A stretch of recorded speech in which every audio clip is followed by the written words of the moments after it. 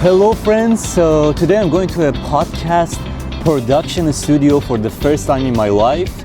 As a person who is very into podcasting, it's a very exciting day for me to see from a very close distance that what type of equipment they're using and what it takes to become a professional podcaster. Also, podcasting is something which is growing across the world, including in Vancouver.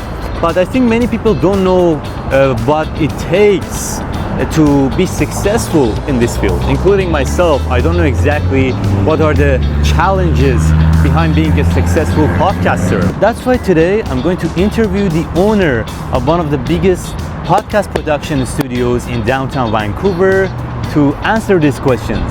So be with me.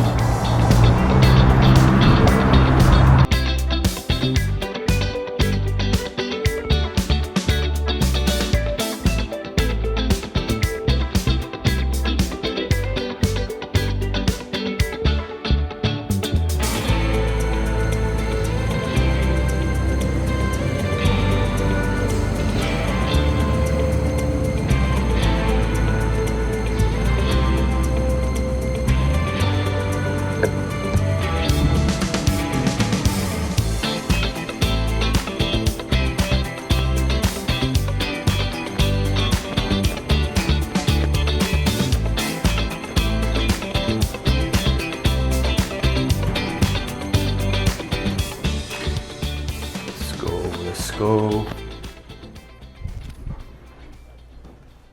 Hello. How are you? Going, man? Good I'll to shake see your hand you. in a second. Sure, yeah.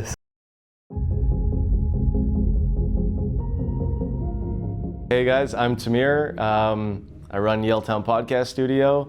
I started a few years ago, and podcasting has blown up, and so has our studio. So the main thing I'm trying to achieve with the studio is a really good vibe, make people feel comfortable, make people feel relaxed. I always thought that I wanted to feel more like a coffee shop than a studio. So let me show you how it all works. Sure. Come with me. When you walk in here, the first thing that you might see is we have a massive window. And most studios don't have windows because it's actually very difficult to, work with, honestly, because it's an uncontrolled light source. But we stacked our studio with really high quality cameras that can actually manage the light really well. We have the Sony FX6. This is a documentary level camera. It's used on Netflix. It's pretty sweet, honestly. Honestly, this whole studio is just a justification for me to buy fancy equipment, which I really love. So we got two of these. We also have a Sony FX3. Again, same cinema grade camera. It's like the baby brother of the FX6. You've probably seen a lot of your favorite creators online use that camera. So we're decked out with the good stuff in order to achieve the best quality production. But going back to the window for a second, something that's really important is to make people feel comfortable when they're in here. And I just find that if you have a room that's fully padded up, that's fully dark, it feels like you're being interrogated by the police, and it doesn't really make you feel comfortable for having like a candid conversation or having an authentic conversation. So having the window first of all, just makes people feel less claustrophobic. But yeah, let's move on to the second thing you might notice are these beautiful pieces of artwork. Well, it turns out that they're not actually art. These are actually Samsung Frame Pro Art TV. So they're the best art TVs in the world. And we can actually create any vibe that we want. And just like that, you have a vibe tailored to your podcast. And that's why we call the room the Mirage, because it can really be anything you want it to be. Our set is fully modular, customizable, but we maintain a vintage, retro aesthetic, because I don't know, like modern furniture kind of sucks. The mics that you see, these are the best industry standard podcasting mics in the world. Basically everything in the studio, once you come and you record at our studio, it puts you in the top 1% of podcast productions in the world. So if your podcast isn't performing or your content isn't performing, it ain't got nothing to do with us, okay? Yeah, I guess, you could even check out the Rodecaster. That's sort of the famous podcasting machine. Ours is in white instead of black. Again, you gotta appreciate the aesthetic. But yeah, we can take you around the corner. We can show you how we actually monitor the productions in here. These are our monitors where you can actually look at each angle and we can control everything. So let's say, for example, we wanted to put this microphone in focus. I can actually just click here and now we got the microphone in focus, and so on and so forth. So when we have our customers and they actually come into the studio, they don't have to do anything. All they have to do is come in, grab a coffee, chit chat, and then leave. And then we send them a Google Drive link with all their files. We even master the audio files for them, so we're giving them additional value. And they don't need to worry about anything. So all the switching, all the focusing, all the recording, the monitoring, everything that you might have to worry about on your own, we take care of it for you. And yeah, that's the behind the scenes.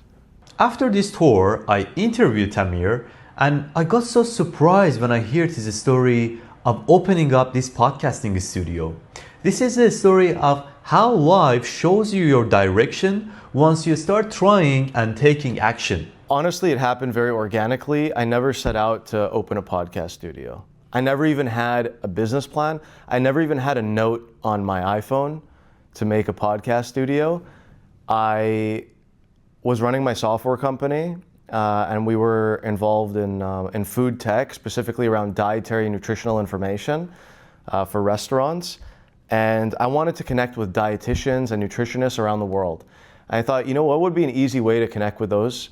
Because I wanted to sort of leverage their audiences to push my product, okay? And I thought that the best way to do that would be podcasts.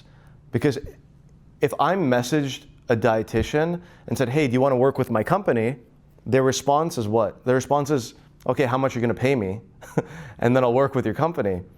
But what a lot of people have realized over the last few years is that it's a lot easier to get someone to appear on your podcast than it is to get them to go out for a coffee or to get them for a meeting. So podcasting became this new marketing leverage, and we exploited it for my software company. We bought some equipment. First, we were doing Zoom podcasts, and our guests were all around the world. And all of a sudden on day one, we had like no followers, but we would get guests with 100,000 followers, with 500,000 followers, with 1 million followers. And I thought, this is pretty awesome. So we did a season, we did about 18, 19 episodes, put it on Spotify, worked really well. But then because I was running a company, I had other things to do. I couldn't just, keep doing this all day long. But I still had all the equipment. And because I had all the equipment, I said, you know what? Why don't we try doing some in-person podcasts? And why don't we also try renting it out to other people maybe in the city that want to use my equipment? I already had a little room set up. This was in our old office. We had a tiny room that we used for sales. But then we started to have remote people do sales for us. And so we had a bit of an empty room. So I had the podcast equipment. I said, let's rent it out. And I said, how much money can we make? Even if we made a few $100s a month, that would be worth it for us. So we started getting a few $100s a month here and there. We listed it online on Peerspace.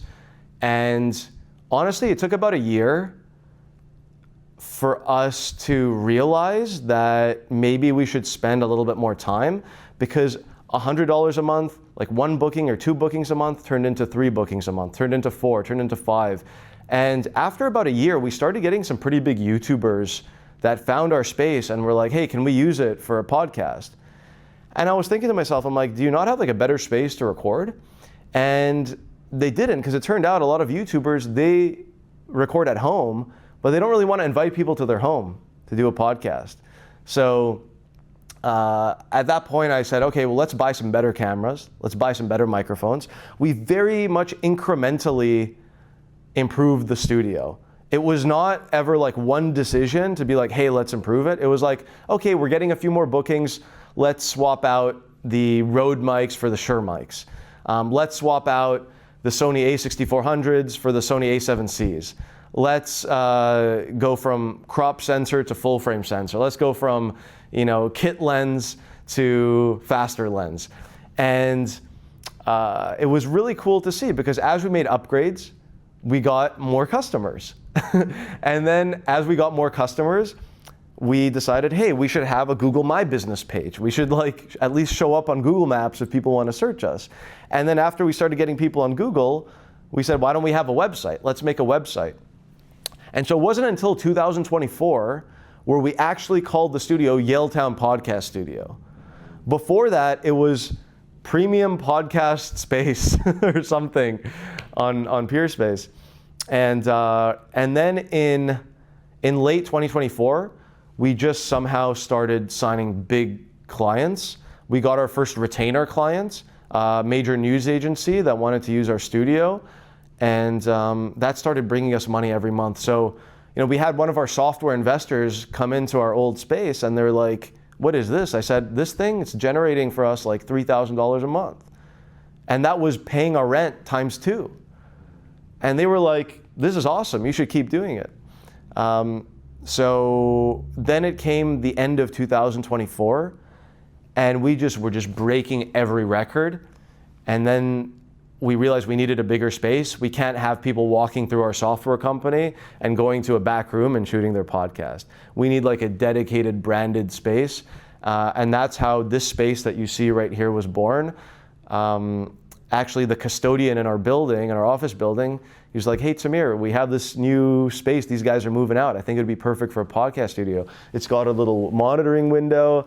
And I looked at it and I said, yeah, we have to get this thing. And so we got it, invested a bunch of money into it, and I wanted everything to be first class. And yeah, since then, everything's just been growing. So it's a long answer to a short question, but I think it gives you context. After this, I asked Tamir, what is the main reason that podcasting is growing throughout the whole world, in his opinion? And basically, he told me that it all comes down to one thing, which is people's craving for authenticity.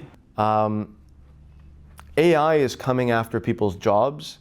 AI is flooding the algorithm. You see a lot of AI-generated content now. And as humans, we are becoming more and more,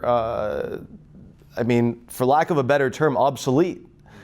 And if we conduct ourselves as robots, as just a simple input-output mouthpiece, then we're not going to beat a supercomputer input-output machine that can just deliver information much more effectively, much more seamlessly, with much more resources behind it. We're just not going to compete with a robot doing that. The way that we're going to compete with AI and with robots and with automation is with authenticity.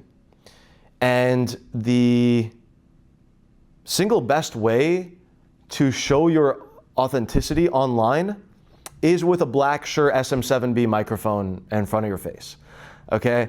That seems to be the best way, because the minute you get behind the microphone, you're now a somebody. When you're not in front of the microphone, you are just a data point. Even now when it comes to hiring, when it comes to getting clients, when it comes to getting attention, for any business or any job, if people know about you, then you're going to make it onto their short list. You're going to make it onto their trust list, because they're getting information from you. They say, hey, this person's done the research. They're sitting behind a microphone. They must know what they're talking about. And that, to me, is like the antidote to becoming obsolete through AI. And so that's a reason why people should be podcasting, and that's why I think a lot of people are realizing they need to podcast. But this AI trend is relatively recent, and people have been podcasting even before that. So the reason why people were podcasting before that is, I think, a more simple reason, and that can be explained again through the authenticity vector, okay, but in sort of a different capacity. So there was this study done, and I can't remember who was talking about it. It may have been Mr. Beast talking to someone about it. But about a year ago or so, there was a soccer game in England with, and there's these YouTubers in England that organize these like charity soccer matches. You may have seen it before, but they bring in celebrities, they bring in influencers, they bring in YouTubers, and then they play 11 versus 11 soccer match. And so as the players were walking out, every type of content creator got a different level of applause. So the people who got the least amount of applause were the A-list celebrities. So the A-list celebrities came out, little bit of applause to them. After that, there was the short form content creators or long form content creators, but the YouTube creators, they got a little bit more applause. And then there were like the vloggers, they got even more applause. But the people that got the most applause were live streamers. Now think about it. The least applause are A-list celebrities, and the most applause are live streamers. Why is that? So the argument is the A-list celebrities, they have a facade. They have a mask that they wear. Whenever you're seeing Zendaya, Tom Holland, all these celebrities, Kylie Jenner, you're not seeing who they actually are. You're seeing who they are allowing you to see. With live streamers, you're seeing everything. You're seeing sometimes them waking up in the morning, going to the washroom, getting drunk, doing drugs. You're seeing everything. And the reason why they are more relatable is because you're seeing the human aspect of them. Now, I'm giving you this long-winded answer because it's important to understand the underlying psychology. Podcasting falls a lot closer to the live streaming than it does the A-list celebrities. And even in the last election cycle, not to get political, but you had one candidate go on a lot of podcasts and you had one candidate that shied away from podcasts. Because podcast reveals more of what's going on in your brain than a perfectly done interview with a news agency where they edit everything. Podcasts are typically not edited, while news programs are typically heavily edited. And so the reason ultimately why people are doing these podcasts are to show their professional expertise or expertise in whatever field that they have in combination with their authentic character. And that is just a very effective scalpel into the algorithm, and it gets a lot of attention. People see it, they relate to it, they want to follow you. So ultimately, all of that, what it comes down to is achieving an objective, whether it's for your business, your personal brand, your career, your political career, whatever it is, that is going into the algorithm, and that fights for attention better than almost any other type of content. Then he told me about a very big misconception that many people have about podcasting. I think people have the misconception that starting a podcast means you need to give advice for everything. I would say those podcasts perform the worst. When it's a general life advice podcast, there's no focus, there's so many of them. Nobody wants general life advice from some random person. People that do the best with podcasts specialize and niche into a specific area, okay? So for example, we have one client, their podcast, I'll shout her out, Limor with Beyond the Eddie line. She's doing very well. She doesn't even use video for her podcast, but her podcast is specifically about kayaking. And if you think about how many podcasts you come across about kayaking, probably you've never come across a podcast about kayaking. So you know what that means? If you care about kayaking, you probably will be interested in that podcast. And she's doing really well in the kayaking community because her podcast is very narrow and specific to that. So just like being successful in business, the more general you are, the less traction you're going to get. The more specialized you are, the easier it is to get traction. So the misconception is your podcast has to be like Joe Rogan, has to be like Diary of a CEO. When you're at that level, you can interview a serial killer and then you can interview Mike Tyson. You can do that, but that's reserved for the top podcasts. It's very difficult to achieve success when you're just starting out. After this, I asked Tamir what are the most important factors in becoming a successful podcaster. You can film on a potato and you can film with bad audio. If you're talking gold, people will listen to anything, okay? Now, with that said, I would say the most important part of your production is not the video. The most important part is the audio. If you can get beautiful, smooth, buttery audio, people will love to listen to it, because the truth is, the vast majority of people, even if they're clicking on your YouTube podcast, even if it's not Spotify or your Apple and they're going on YouTube and they're watching the video, they'll watch the first minute and then they'll probably just listen to the rest of it and do something else. Okay? So audio is paramount. Even in cinematography, audio is paramount. I mean, they have an Academy Award for sound design. Okay? It's a very important thing to do. And then as far as what the host is responsible for, I think to be a good host, it's very important to do your research. A lot of times people come to the studio and they say, hey, do you think it's okay if I have my laptop? Do you think it's okay if I have an iPad or if I have my notes? I said, not only is it okay, that's the most important thing. We want you to be prepared. If you're not prepared, the conversation is going to go into a million directions. So make sure you do your research as a podcaster, and also cut out all unnecessary words. Cut out the fluff. Something people do, they click record, and then they say, thank you so much for coming on my podcast. How are you today? Did you find parking okay getting over here? Like, there's all this unnecessary fluff. Have you been to Vancouver before? Nobody cares. If the person is an expert on dinosaurs, just immediately ask them, what are the chances we can find dinosaur DNA and clone them? Like, start the podcast off with something interesting.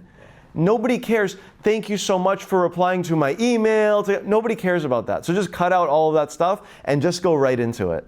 You can record it, but just cut it out in the post-production. Then he told me about how long it takes to produce each podcast episode, and also he showed me a way of fastening up this process at zero cost or very low cost. I mean, if you're doing it on your own and you have the skill set, it can be very quick. There's a lot of AI tools nowadays that can chop everything up for you, meaning it can cut between camera angles, it can help master your audio. If you're leveraging automation, it can be very quick. I mean, you can cut a podcast within a few hours. Now, there's cutting a podcast, and then there's the actual clipping of the podcast and finding the key moments. That sometimes actually takes longer than cutting the podcast itself. Then you have your clip, and then, okay, the question is, are you going to add just captions? Are you going to add B-roll? Are you going to put sound effects? Like the Mr. Beastification of content is essentially giving you these like slot machine signals to capture your attention. So how good are you at playing the game on the algorithm is important, but it also depends on your niche. Because if you're talking about something no one's talking about, you don't need to do all those fancy tactics to get people's attention. You can just have really good content. So honestly, it depends. If you leverage a studio like ours, we can help you out with that kind of stuff. But then that might be out of budget for some people just starting out. But I would say like the number one way to lower the cost and increase the time to get from recording to publishing is just increase your skill set. Go on YouTube, go on Chat, go on Claude, and it'll give you all the information you need. And before you start publishing, just run a few example episodes with your friends, make sure you have everything dialed in, and then you get cracking. Because what I do find is that people make the mistake of recording, and it's really easy to hit record, and they wait months to publish because now they're set with what's called the second cost. So people always think there's one cost to something. There's actually two costs. Even when you go buy a book, there's this idea of you have to pay two prices. First, you pay for the book, and then you have to pay with your time to read it. And a lot of people are very quick to pay for the book, and then it sits on their shelf, and they never pay the second price to read it. And I find it also to be the case with editing. Because people are very quick to click record, and then like I've been a guest on some people's shows and they don't release it for like 6 months. Heck, I've even done that sometimes when I've been really busy for some things that I do. So it's like you go on a trip. I've been guilty of this. my girlfriend and I go on a trip somewhere, I bring my mirrorless camera, I shoot a bunch of photos, and then I don't edit it for 6 months, and she's like, where are the photos? So just increase your skill set, give yourself a good system, and that's gonna shorten the time to get it public. Next, he mentioned 2 AI softwares that can be extremely helpful in producing podcast episodes, and also one thing that people in this industry should be very, very careful about. For example, some people use Opus Clip to generate reels. They'll take their rendered podcast, they'll dump it into Opus Clip, and then Opus will find the best moments and clip it. I have an issue with that as an editor because I don't have any autonomy over selecting the camera angle that I want to emphasize a specific point. So what we did is, I'm like, I want Opus in the Premiere timeline. And so I just, with my co-founder, we developed a program called Cola, and it'll take the audio from the podcast, it'll send it to Gemini. Gemini will return the best moments, and it'll create clips as sequences in the Premiere timeline. But now I have the autonomy to go in and decide, okay, I can go to that camera if I want on that word, I can go to that camera on that word and emphasize it. So I think that's a really good efficiency that we've created using AI in the Premiere timeline. But we're not at a stage yet to give full reign to any model to just cut everything up. And there's also a lot of heavy rendering involved with that. So anytime you're using an AI tool, you'll probably be losing some quality depending on how they're rendering the actual footage after. So I like to keep everything in Premiere. I know the codecs, I know the formats, and I know how it's ultimately going to come out. But every AI tool you use after Premiere or after DaVinci or whatever, you're going to lose a little bit of quality along the way. So that's just something to keep in mind. But I'm very pro AI if it actually is useful. Then Tamir talked about some stuff which people really underestimate once they want to start podcasting. They underestimate costs of using a studio.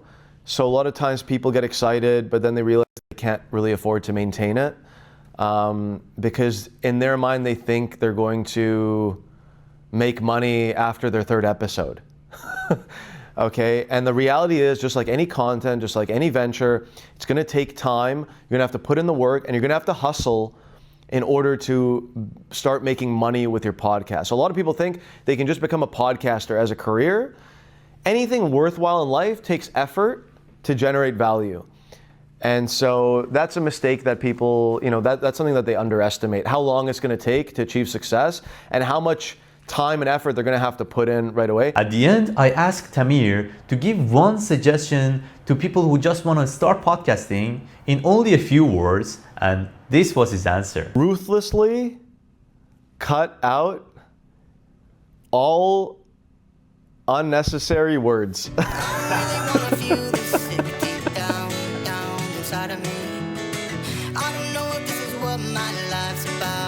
Drown in empathy. Use all of my friends